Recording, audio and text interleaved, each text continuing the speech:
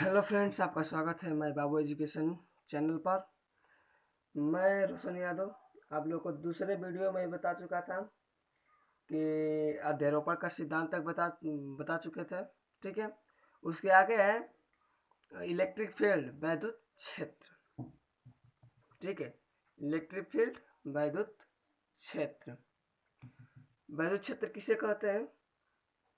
किसी आवेश के चारों ओर का वह निकाय, किसी आवेश के चारों ओर का वह क्षेत्र जहां तक वह किसी अन्य बल का अनुभव करता है। किसी निकाय के चारों ओर का वह क्षेत्र, देखते हैं।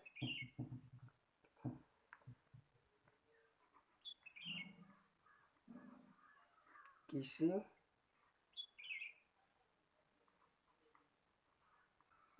आवेश किसी आवेश के चारों ओर का किसी आवेश के चारों ओर का वह क्षेत्र। ठीक है, किसी आवेश के चारों ओर का वह क्षेत्र जहां तक वह किसी अन्य बल का अनुभव करता है। जहां तक वह किसी अन्य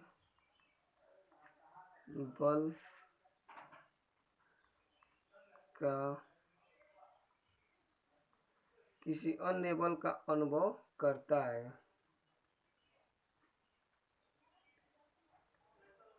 उसे क्या कहते हैं? इलेक्ट्रिक फील्ड कहते हैं।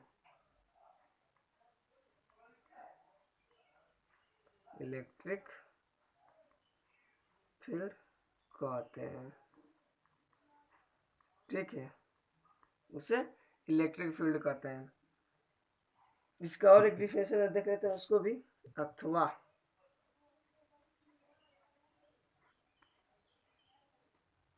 ठीक है, दूसरा भी देख लेते हैं। किसी आवेश या आवेशित निकाय के चारों ओर का वह क्षेत्र जिसमें कोई अन्य आवेश किसी एक बल का अनुभव करता है, उसे वैद्युत क्षेत्र कहते हैं। किसी आवेश या आवेशित निकाय के चारों ओर का वह क्षेत्र। किसी आवेश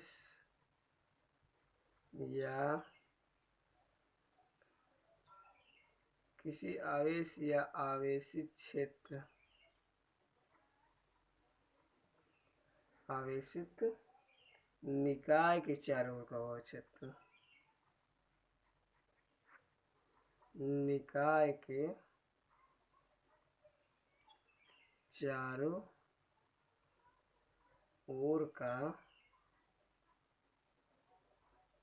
वह किसी आवेश या आवेशित निकाय के चारों ओर का वह क्षेत्र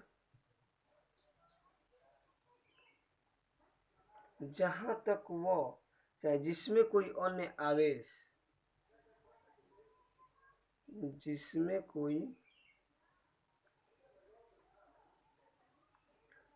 कोई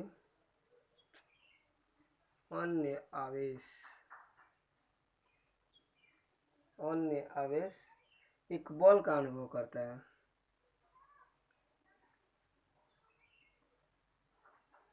एक बल का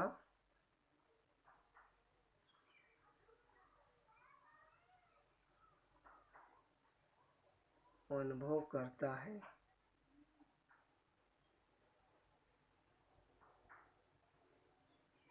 उसे क्या कहते हैं? उसे इलेक्ट्रिक फील्ड कहते हैं।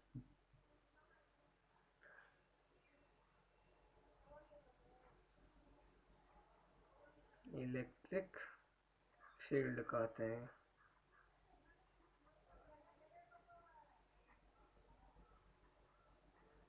ये तो हो गया कि वैद्युत क्षेत्र किसे कहते हैं? किसी आवेश के चारों ओर का वह क्षेत्र जहां तक वह किसी अन्य बल का अनुभव करता है उसे इलेक्ट्रिक फील्ड कहते हैं। ठीक है, मान लीजिए कोई किसी आवेश के चारों ओर का वह क्षेत्र, मान लीजिए किसी कोई आवेश है, ठीक है, मान लेते हैं क्यू आवेश है, क्यू आवेश है, इसके चारों ओर का वह क्षेत्र, इसके चारों ओर का वह क्षेत्र, ठीक है, इसके चारों ओर का वह क्षेत्र जहां तक वह किसी अन्य बल का है, ये जहां तक किसी अन्य बल का अनुभव कर सकता है, ये जहां तक किसी अन्य बल का अनुभव करेगा उसे क्या कहेंगे आप लोग, उसे कहेंगे इलेक्ट्रिक फील्ड।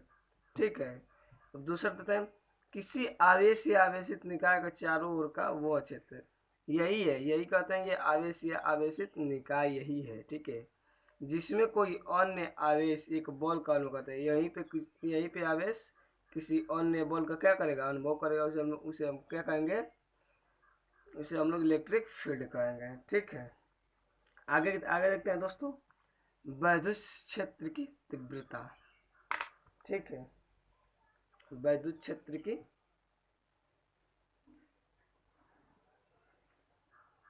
वैद्युत क्षेत्र की तीव्रता, ठीक, intensity of electric field, intensity of electric field. ठीक, इंटेंसिटी ऑफ इलेक्ट्रिक फील्ड, ये क्या होता है, तो वैद्युत क्षेत्र में रखे किसी परीक्षण आवेश पर लगने वाला तथा परीक्षण आवेश के अनुपात को, उस बिंदु को वैद्युत क्षेत्र की तीव्रता कहते हैं। देखते हैं क्या होता है, वैद्युत क्षेत्र में रखे किसी परीक्षण आवेश पर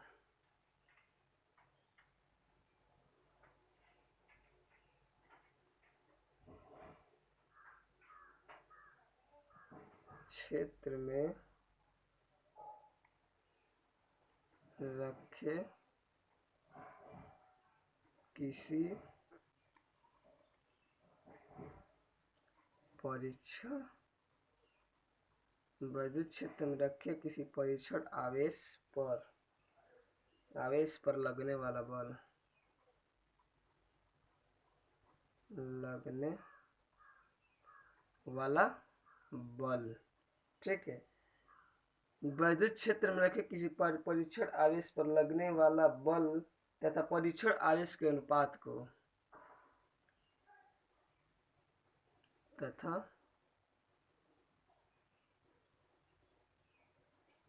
परीक्षण आवेश के तथा परीक्षण आवेश के अनुपात को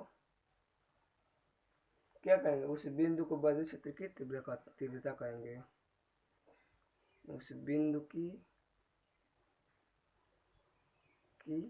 वैद्युत क्षेत्र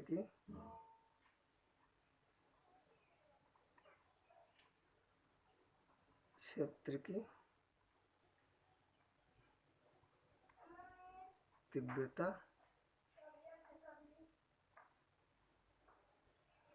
कहते हैं। ठीक, वैद्युत क्षेत्र में रखे किसी परीक्षण आवेश पर लगने वाला बल उस परीक्षण आवेश के अनुपात को उस बिंदु के वैद्युत क्षेत्र की तीव्रता कहते हैं। ठीक है, इसका दूसरा भी डिफिनेशन है, वो भी देख लेते हैं क्या कह रहा है वो, अथवा ठीक, दूसरा भी देख लेते हैं क्या कहता है, वैद्युत क्षेत्र में रखा एकांक धन आवेश जितने बल का अनुभव करता है उसे वैद्युत क्षेत्र की तीव्रता कहते हैं। वैद्युत क्षेत्र में रखा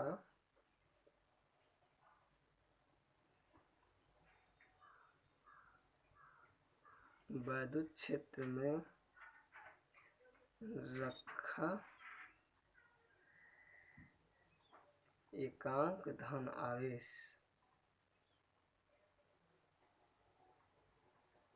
एकांक धन आवेश जितने बल का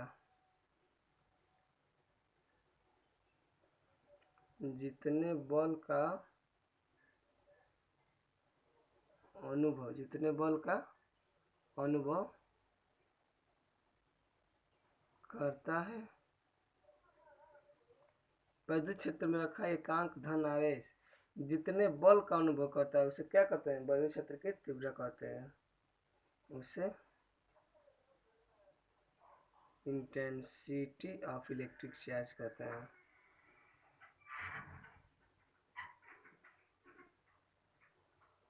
इलेक्ट्रिक चार्ज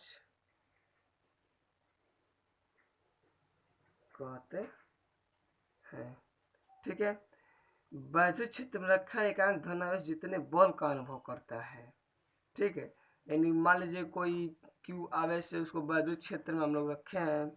वैद्युत क्षेत्र में यही है ना, यहाँ पे जो बताए हैं, वैद्युत क्षेत्र में रखा कोई आवेश किसी एकांक बल का अनुभव करता है। यहाँ पे आवेशित वस्तु था तो उसके चारों ओर का वो क्षेत्र जहाँ से कोई बल आकर, मतलब जहाँ से कोई अन्य बल आकर आएगा, अगर ये आवेश उसका अनुभव कर सकता है तो उसे क्या कहते हैं? वैद्युत क्षेत्र कहते हैं। और यहाँ पे कह रहा है कि वैद्युत क्षेत्र में रखा एकांक धन आवेश, वैद्युत क्षेत्र में रखा एकांक धन आवेश जितने बल का अनुभव करता है। ठीक है, वैद्युत क्षेत्र में रखा एकांक धन आवेश जितने बल का अनुभव करता है उसे इंटेंसिटी ऑफ इलेक्ट्रिक चार्ज कहते हैं। तो वैद्युत क्षेत्र में मान लीजिए वैद्युत क्षेत्र में रखा है Q आवेश। ठीक, ये वैद्युत क्षेत्र में रखा है एकांक धन आवेश, मान लीजिए धन आवेश है, तो इस पर किसी जितने बल का अनुभव होगा, यहाँ पे जितने इस पर बल लगेंगे कहीं से भी, ठीक है, अनंत से आए चाहे कहीं से भी, जितने इस पर बल लगेंगे उन बल का अनुभव करता है तो उसे क्या कहेंगे? वैद्युत क्षेत्र की तीव्रता कहेंगे। ठीक है, आगे देखते हैं इसी में इसका हम लोग सूत्र यानी फार्मूला कैसे प्राप्त कर सकते हैं उसको देखते हैं। ठीक है, देखिए, माना वैद्युत क्षेत्र में किसी बिंदु पर स्थित परीक्षण आवेश Q नॉट हो, तो माना वैद्युत क्षेत्र में किसी बिंदु पर वैद्युत क्षेत्र में किसी बिंदु पर स्थित परीक्षण आवेश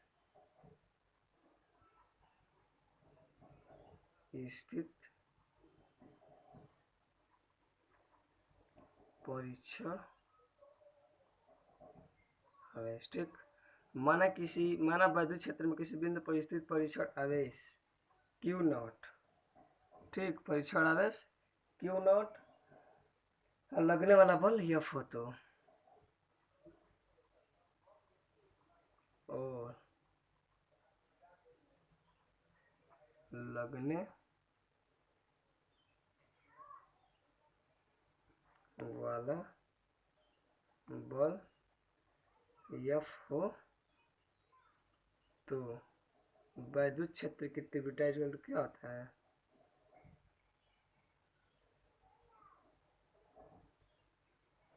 क्षेत्र की तीव्रता, इसे हम किसे रिप्रेजेंट करते हैं? ई से, कैपिटल इसे हम कैपिटल ई से रिप्रेजेंट करते हैं। कैपिटल ई इक्वल टू क्या हो जाएगा? परीक्षण आवेश,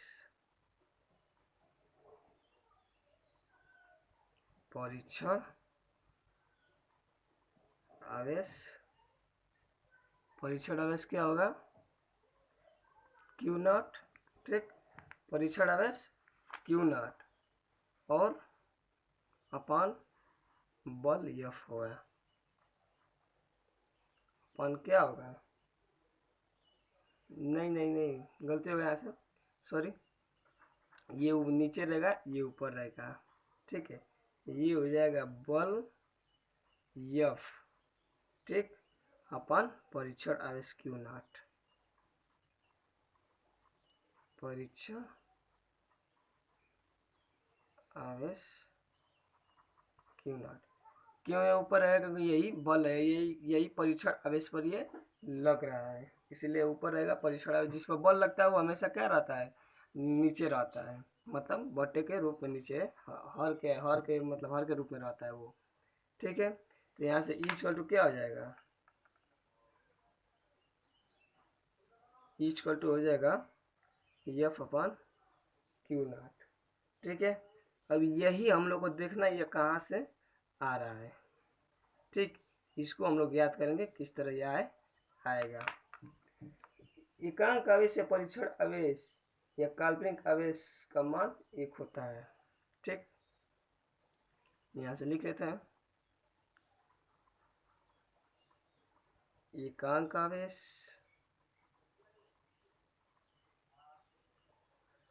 परीक्षण आवेश,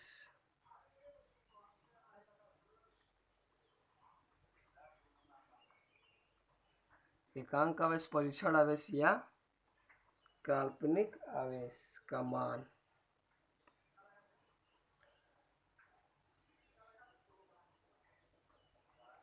काल्पनिक आवेश का मान सदैव +1 होता है, सदैव +1 होता है।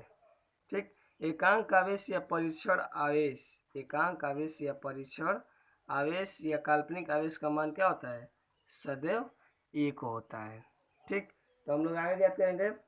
Equal to F upon Q naught. यहाँ से देखते हैं।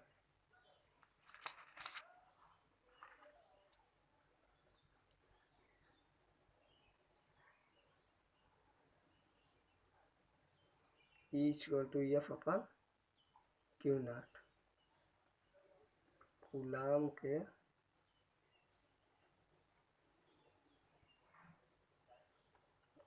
के नियमानुसार, कूलाम के नियमानुसार। ठीक है, कूलाम के नियमानुसार क्या हो जाएगा? यानी कूलाम के नियमानुसार एफ ज्ञात करते हैं, तो F equal to 1/4 pi epsilon naught into Q not upon R square. क्योंकि एक आवेश यहाँ पे दे दिया है, ठीक, एक आवेश पहले से यहाँ पे क्यू है। वैद्युत बल का सूत्र क्या होता है? वैद्युत बल का सूत्र यही होता है कि F equal to 1/4 pi epsilon naught Q into R square होता है। तो यहाँ पे अपने एक आवेश हम लोग का यहाँ पे है, तो यहाँ से क्या हो जाएगा? इसमें एक आवेश का गुणा हो जाएगा। ठीक है, क्यू नॉट।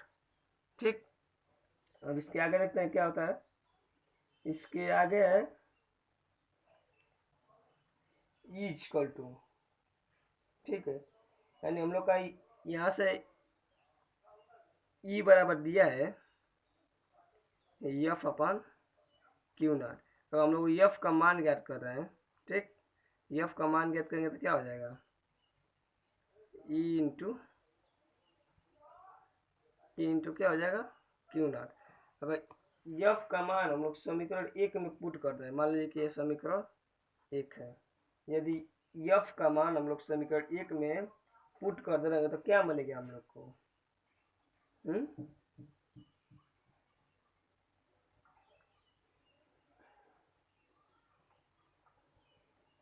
यदि इसको छोड़ दीजिए पहले। ठीक, हम लोग का वैद्युत बल का सूत्र क्या होता है? वैद्युत बल का सूत्र क्या होता है? F equal to 1/4 pi epsilon naught into Q upon R square. ठीक, ये हम लोग का वैद्युत बल क्या हो जाएगा? सूत्र। मान लीजिए कि एफ बराबर क्या है? ई, माना ई बराबर क्या है? एफ। तो यहाँ से ई इक्वल टू हो जाएगा, ई इक्वल टू हो जाएगा 1/4 pi epsilon naught into Q upon R square. होगा ना? यहाँ से तो हो जाएगा। अब यहाँ पर हम लोग अब इस समीकरण में एफ का मान ये जो ज्ञात किए हैं, अब यहाँ से लिखेंगे कि ई इक्वल टू, चूंकि is equal to F upon Q naught. चूंकि यहाँ से हम लोग क्या किए हैं, कूलाम का नियम, यहाँ पे सूत्र है यही हम लोग ज्ञात करना है। तो कूलाम के नियमानुसार F equal to 1/4 pi epsilon naught into Q not upon R square. इसको मान लिया है समीकरण 1। वैद्युत बल का सूत्र भी होता है F equal to 1/4 pi epsilon naught into Q upon R square. अगर हम मान लें कि ई बराबर क्या है, एफ है, मान लें बल बराबर क्या है, वैद्युत क्षेत्र की तीव्रता है, तो यहाँ पे ई, यहाँ पे एफ है, तो एफ की जगह पर हम यहाँ पे क्या लिख सकते हैं, ई लिख सकते हैं ना। तो E equal to 1/4 pi epsilon naught into Q upon R square. यहाँ से अब होगा कि चूंकि E equal to F upon Q naught है, एफ अपान क्यू नॉट है, तो इसलिए एफ इक्वल टू क्या हो जाएगा, ई इंटू क्यू नॉट। अब इसको समीकरण 1 में रख देंगे। कहाँ रख देंगे, समीकरण 1 में।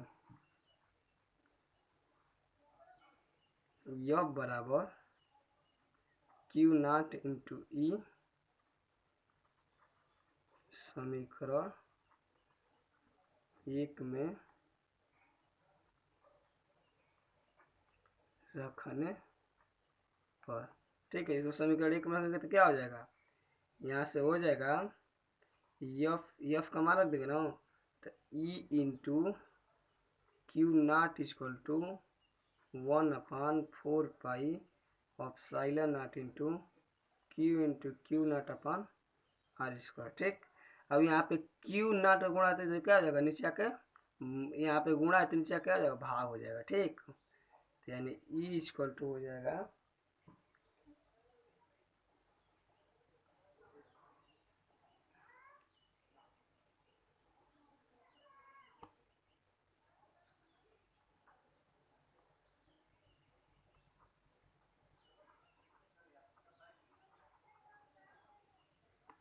ई इक्वल टू, जैसे क्यू नॉट नहीं रहेगा, ठीक ना, समीकरण 2 में रखेंगे, समीकरण 2 में।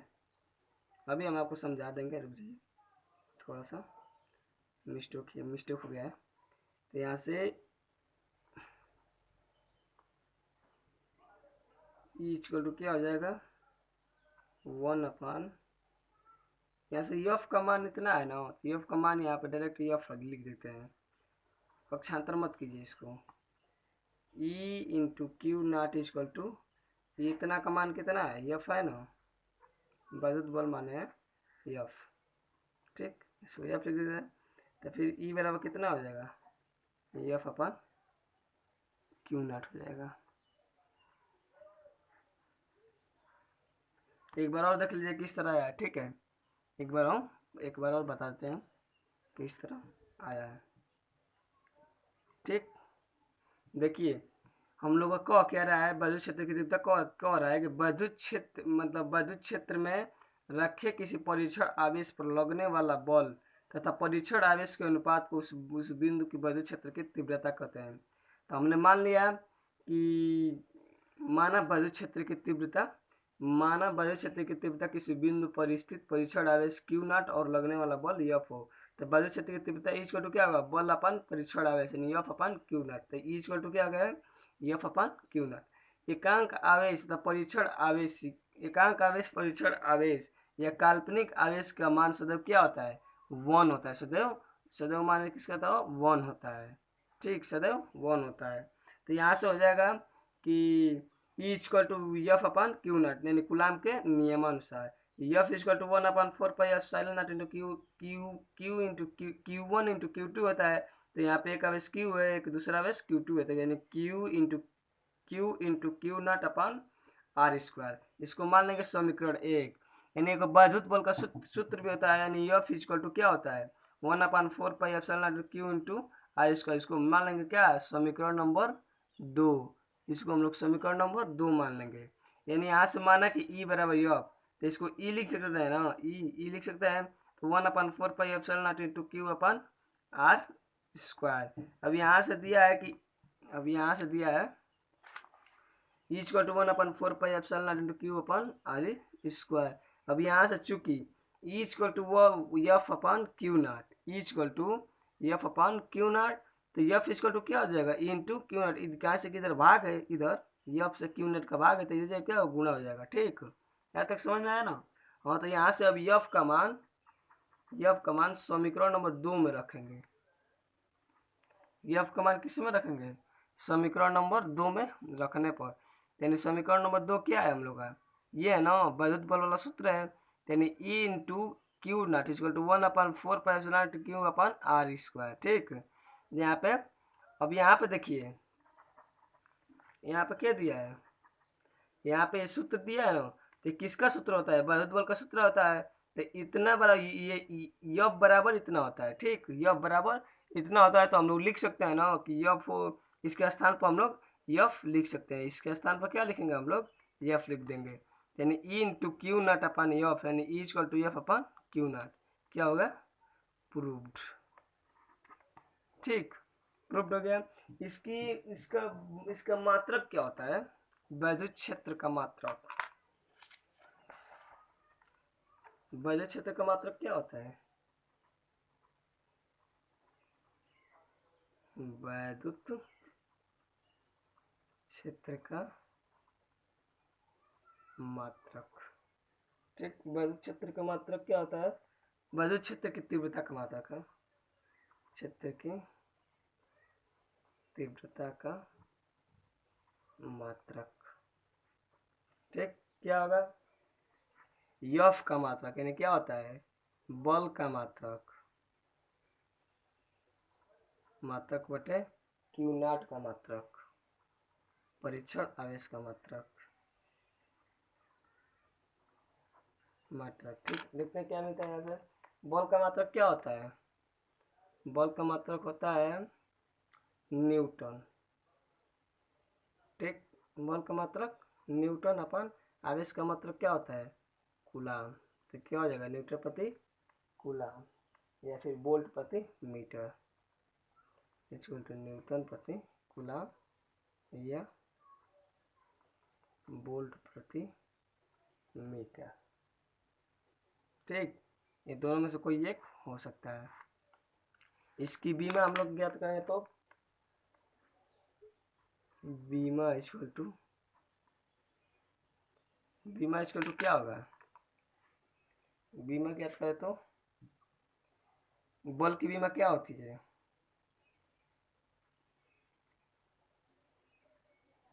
बल की बीमा बटे आवेश की बीमा।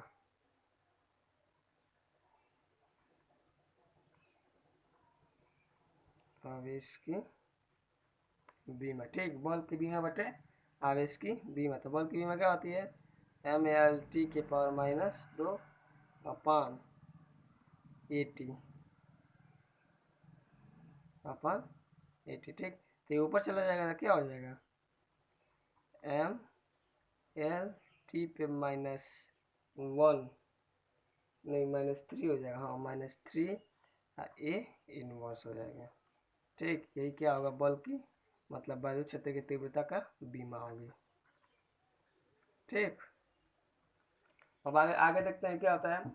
आगे है कि एक बिंदु के कारण किसी दूरी पर वैद्युत क्षेत्र की तीव्रता, एक बिंदु के कारण किसी दूरी पर वैद्युत क्षेत्र की तीव्रता हम लोग याद करेंगे।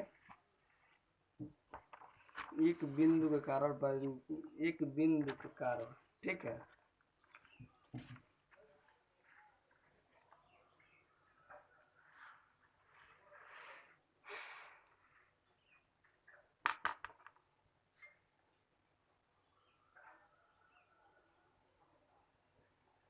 एक बिंदु के कारण वैद्युत किसी दूरी पर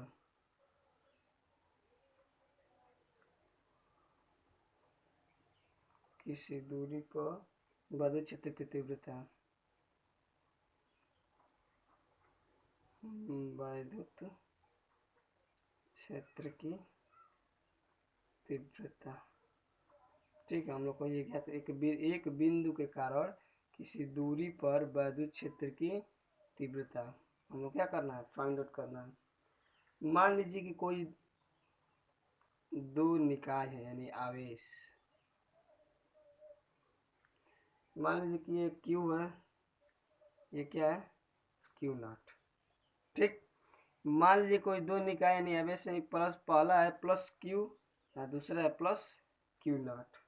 ठीक, ये एक दूसरे से कितने दूरी पर स्थित है, r दूरी पर, एक दूसरे से r दूरी पर स्थित है। मान लीजिए कि Q प्लस Q का बिंदु है O और प्लस Q नॉट का बिंदु है P। इसको इसकी दिशा किस तरफ है, E की तरफ, इसकी दिशा E की तरफ है। तो हम लोग को क्या करना है कि किसी एक बिंदु के कारण किसी दूरी पर विद्युत क्षेत्र की तीव्रता, ठीक, ये मान लीजिए कि परावैद्युतांक वाले माध्यम में भी स्थित है। ठीक है, देखते हैं। माना प्लस Q आवेश के परावैद्युतांक, आवेश के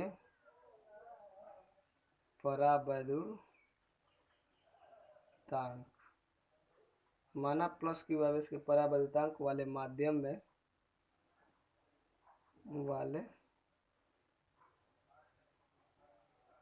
परावैद्युतांक वाले माध्यम में स्थित है,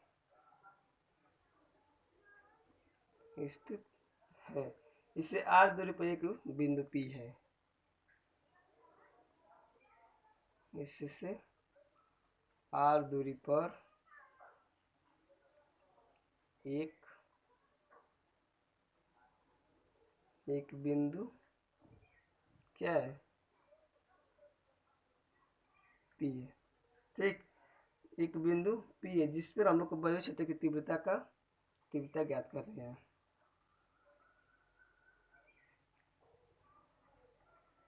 जिस पर विद्युत क्षेत्र की तीव्रता ज्ञात करनी है। ठीक है, माना Q आवेश के परावैद्युतांक वाले माध्यम में स्थित है, परावैद्युतांक K वाले माध्यम में स्थित है तथा इससे r दूरी पर एक बिंदु P है। ठीक, इससे r दूरी पर क्या है, प्लस Q है, यहाँ पे माइनस, यहाँ पे प्लस Q है, यहाँ पे प्लस Q नॉट है, यहाँ पे O है। तो इससे r दूरी पर क्या है, इससे प्लस Q से r दूरी पर एक बिंदु क्या है P है, जिस पर हम लोग विद्युत क्षेत्र, मतलब इस बिंदु P पर हम लोग विद्युत क्षेत्र की तीव्रता ज्ञात कर रहे हैं हम लोग को। ठीक है, यदि परीक्षण आवेश Q नॉट को बिंदु P पर रखा जाए तो Q आवेश द्वारा Q नॉट पर लगने वाला बल F इक्वल टू, ठीक है, यदि परीक्षण आवेश को हम लोग Q नॉट बिंदु पर P, यदि परीक्षण आवेश Q नॉट को बिंदु P पर रखा जाए, यदि परीक्षण आवेश Q नॉट को बिंदु P पर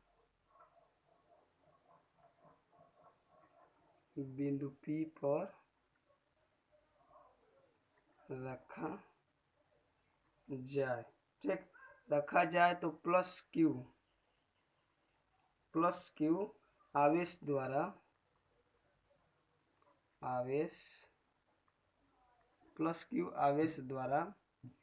Q नॉट पर लगने वाला बल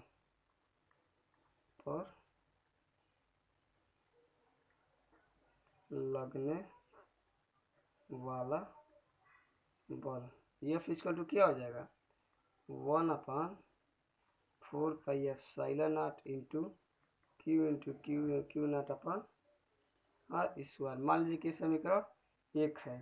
तो बिंदु P पर विद्युत क्षेत्र की तीव्रता इक्वल टू क्या होगा, बिंदु P पर विद्युत क्षेत्र की तीव्रता,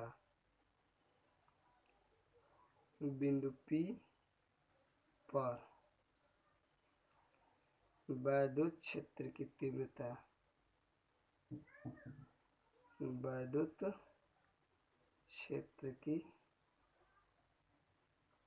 तीव्रता, ठीक, विद्युत क्षेत्र की तीव्रता R इक्वल टू, मतलब E equal to F upon Q naught. ठीक है, अब यहाँ पे एफ का मान बस लिख दीजिए। समीकरण 1 से एफ का मान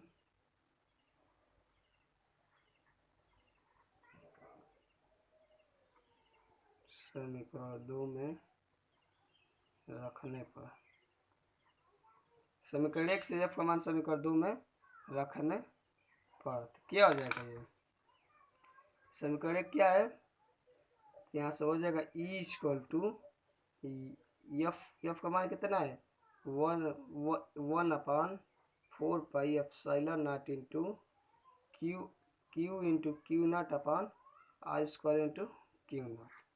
ठीक, R square into Q not, क्योंकि ये भाग है ना, तो भाग नीचे ही रहेगा, आर स्क्वायर से इसका गुणा हो जाएगा और क्यू नॉट से क्यू नॉट यहाँ पर क्या हो जाएगा, कट जाएंगे, क्यू नॉट से क्यू नॉट कट जाएगा।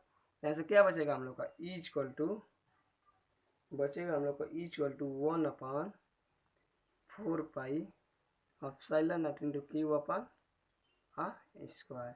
ये क्या हो गया हम लोग की, एक बिंदु के कारण किसी दूरी पर विद्युत क्षेत्र की तीव्रता होगी। ठीक,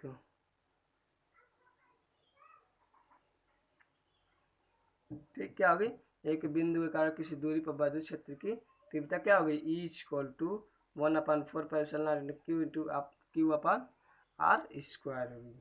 ठीक है, अब देख लेते हैं वैद्युत बल रेखाएं। ठीक, वैद्युत बल रेखाएं क्या होती हैं? इलेक्ट्रिक लाइंस ऑफ फोर्स, वैद्युत बल रेखाएं। ठीक है, वैद्युत बल रेखाएं। ठीक, वैद्युत बल रेखाएं क्या होती हैं? Electric lines of force. ठीक, इलेक्ट्रिक लाइंस ऑफ फोर्स तो क्या होते हैं? विद्युत बल रेखाएं विद्युत क्षेत्र में खींची गई वो काल्पनिक निष्कोण वक्र है जिस पर एक स्वतंत्र धन आवेश चलने को प्रेरित होता है। ठीक है, सबसे आसान डिफिनेशन यही है, इससे भी एक आसान है, वो भी हम बताएंगे। देखिए क्या है ये, वैद्युत बल रेखाएं विद्युत बल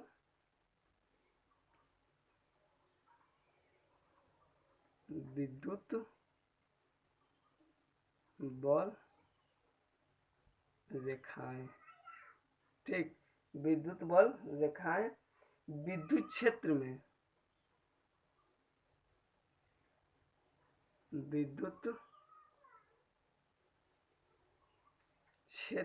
खींची गई वह निष्कोण वक्र है, वह काल्पनिक निष्कोण वक्र है। ठीक है, वह काल्पनिक निष्कोण वक्र है, निष्कोण वक्र है जिस पर एक स्वतंत्र धन आवेश चलने को प्रेरित होता है। ठीक है, जिस पर एक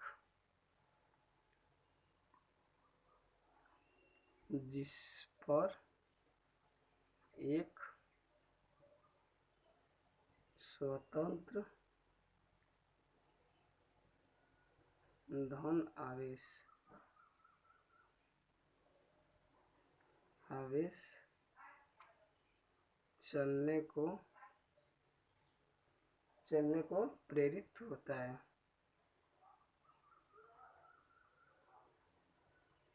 चलने को प्रेरित होता है। ठीक है, विद्युत बल रेखाएं विद्युत क्षेत्र में खींची गई वह काल्पनिक निष्कोण वक्र है जिस पर एक स्वतंत्र धन आवेश चलने को प्रेरित होता है।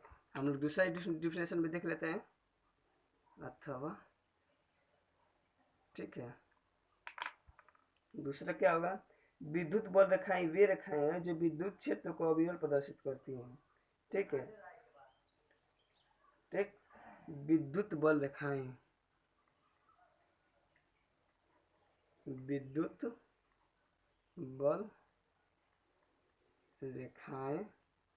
वे रेखाएं हैं, विद्युत बल रेखाएं वे रेखाएं हैं जो विद्युत क्षेत्र को अविरल प्रदर्शित करता है। विद्युत क्षेत्र को अविरल, अविरल का अर्थ क्या होता है? Constant, continuous. ठीक है, कंटिन्यूअस,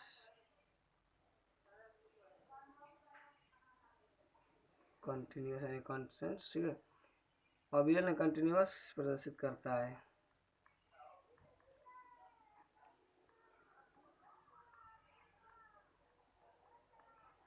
प्रदर्शित करता है यानी विद्युत बल रेखाएं वे रेखाएं हैं जो विद्युत क्षेत्र का अविरल प्रदर्शित करता है। ठीक, इसके उपयोग यानी इसके उपयोग क्या होते हैं, विद्युत बल रेखाओं के गुण क्या होते हैं, थोड़ा उनको भी देख लेते हैं। ठीक, विद्युत बल रेखाओं के गुण।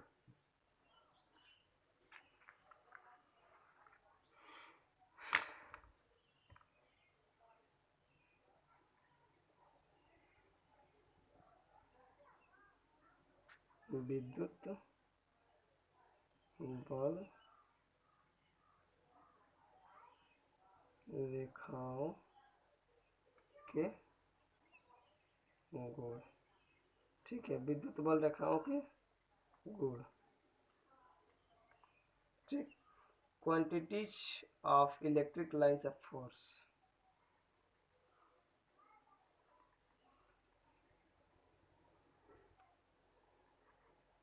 Of electric lines of force. ठीक है, quantities electric lines of force. ठीक, देखते हैं इसे। पहला, एकल धन आवेश में वैद्युत बल रेखाएं धन आवेश से प्रारंभ होकर अनंत पर समाप्त होती हैं। एकल धन आवेश में वैद्युत बल रेखाएं, एकल धन आवेश में,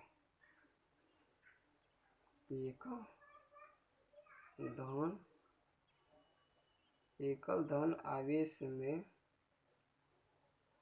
वैद्युत बल रेखाएं, बल, एकल धन आवेश में वैद्युत बल रेखाएं, एकल धन आवेश में वैद्युत बल रेखाएं धन आवेश से प्रारंभ होकर किस पर? अनंत पर समाप्त होती हैं।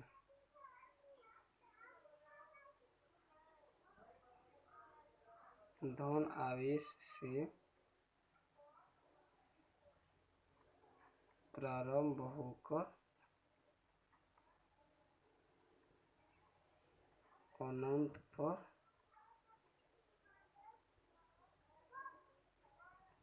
समाप्त होती हैं। एकल धन आवेश में वैद्युत बल रेखाएं धन आवेश से प्रारंभ होकर अनंत पर समाप्त होती हैं। मान लीजिए कि ये कोई धन आवेश है। ठीक, एकल धन आवेश है, इससे वैद्युत बल रेखाएं उत्पन्न होंगी और कहाँ जाएंगी? अनंत पर जाएंगी। ठीक, कहाँ जाएंगी? अनंत तक जाएंगे।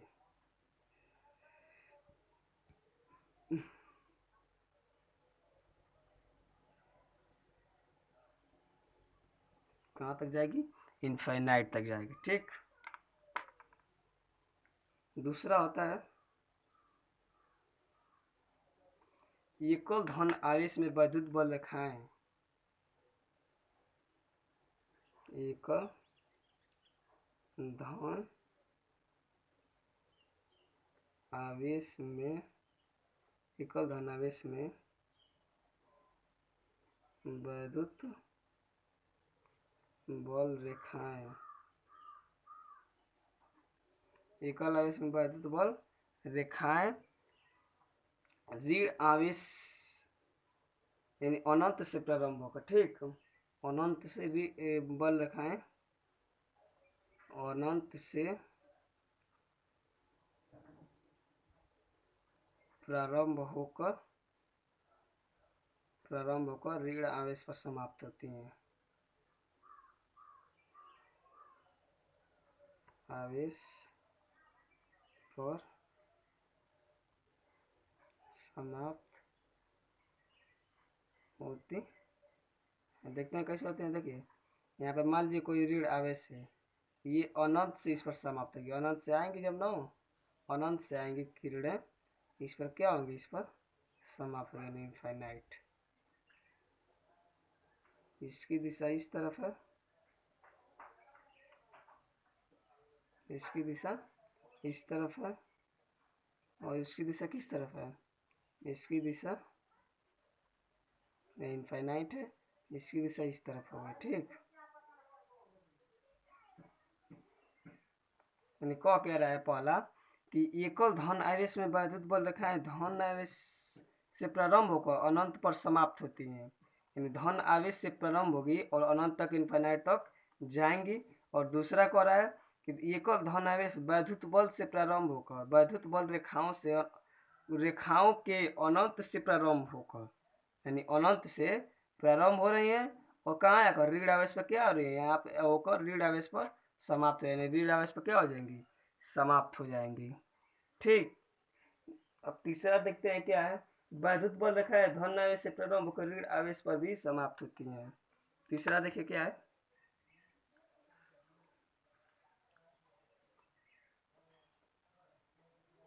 तीसरा, वैद्युत बल रेखाएं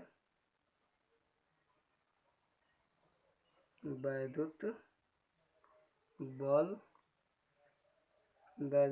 रेखाएं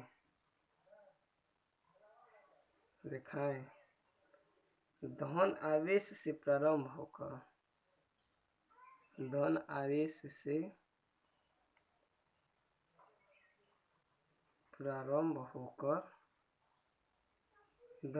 प्रारंभ होकर ऋण आवेश पर समाप्त होती है।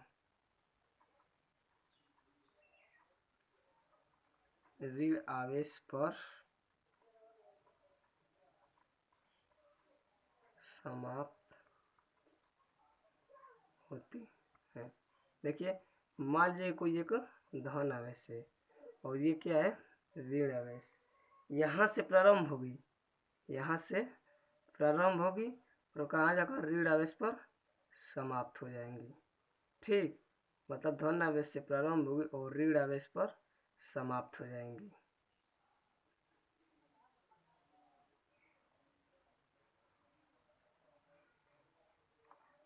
ठीक है,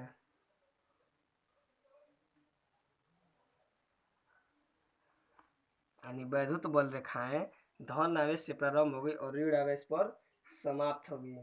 और चौथा कह रहा है कि जहां पर वैद्युत बल रेखाएं एक दूसरे के समान दूरी पर स्थित होगी तो वहां पर एक समान वैद्युत क्षेत्र होता है। जहां पर वैद्युत बल रेखाएं एक दूसरे से समान दूरी पर स्थित होंगी तो वहां पर एक समान वैद्युत क्षेत्र होता है। चौथा देखते हैं। जहां पर वैद्युत बल रेखाएं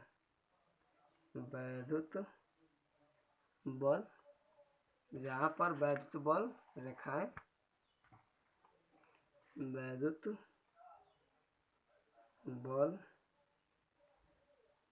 जहां पर वैद्युत बल रेखाएं ठीक एक दूसरे से समान दूरी पर होती हैं,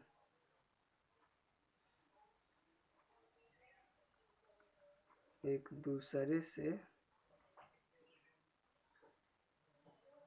समान दूरी पर स्थित होती है,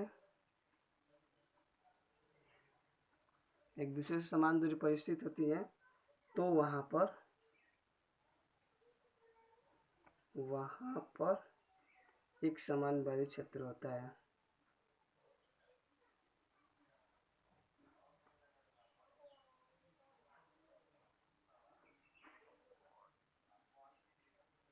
एक समान वैद्युत क्षेत्र होता है। ठीक, देखते हैं। मान लीजिए कि इसको एक समान वैद्युत क्षेत्र है, वैद्युत बल रेखाएं है तो उसकी दिशा क्या होगी, एक तरफ होगी एक समान वैद्युत क्षेत्र, यानी यूनिफॉर्म इलेक्ट्रिक फील्ड है। क्या है, uniform electric uniform electric field है। इसमें चौथा में ये पहला था, ठीक है। अब इसका दूसरा भी देख लेते हैं।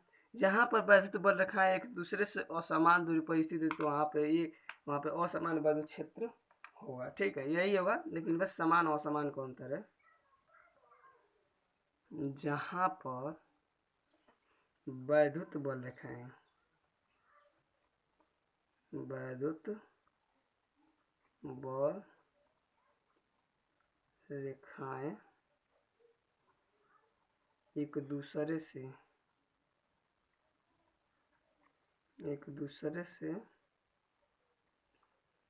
असमान दूरी पर स्थित होंगी,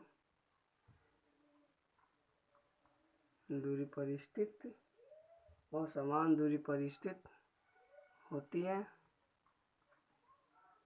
असमान दूरी पर स्थित होते हैं, तो वहाँ पे एक समान, तो वहाँ पे असमान, तो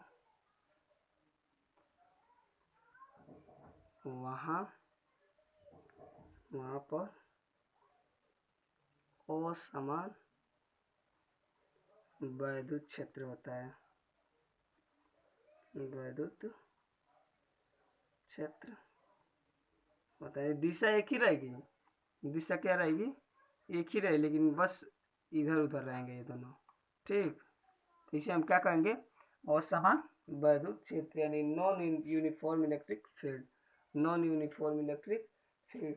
एक है और एक लास्ट है पांचवा, उसको भी देख लेते हैं। पांचवा क्या है, पांचवा, ठीक है, पांचवा भी देख लेते क्या है, 5 नंबर, ठीक।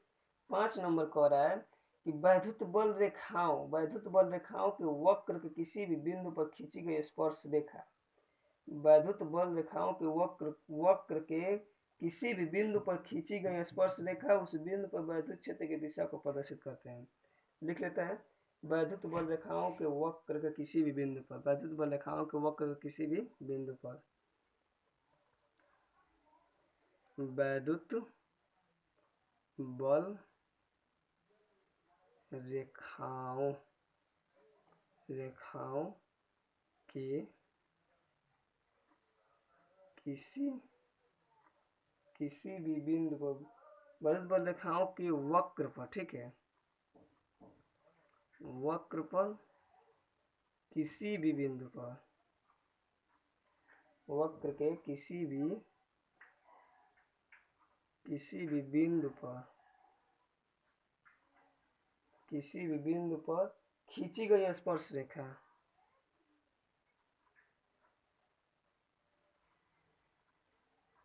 खींची गई स्पर्श रेखा, ठीक है, उस बिंदु पर वैद्युत क्षेत्र की दिशा को प्रदर्शित करती है, उस बिंदु पर वैद्युत क्षेत्र की दिशा को प्रदर्शित करती है, उस बिंदु पर वैद्युत क्षेत्र की दिशा को प्रदर्शित करती है,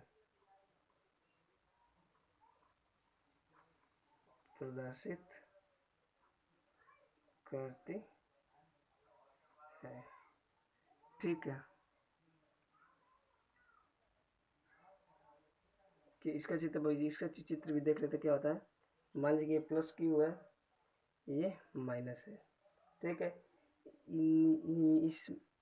ये दोनों क्या है, ये सब वैद्युत बल, इन दोनों के सब क्या है, वैद्युत बल रेखाएं हैं, ठीक। इन दोनों के क्या है, वैद्युत बल रेखाएं हैं। ये जो है, ये मान लीजिए कि इस पर कोई एक स्पर्श रेखा है, ये तो क्या है, ये इसकी दिशा को क्या करेगी, प्रदर्शित करती है। मान लीजिए कि सीधा दिशा है, यहाँ पर तिरछा है, ठीक।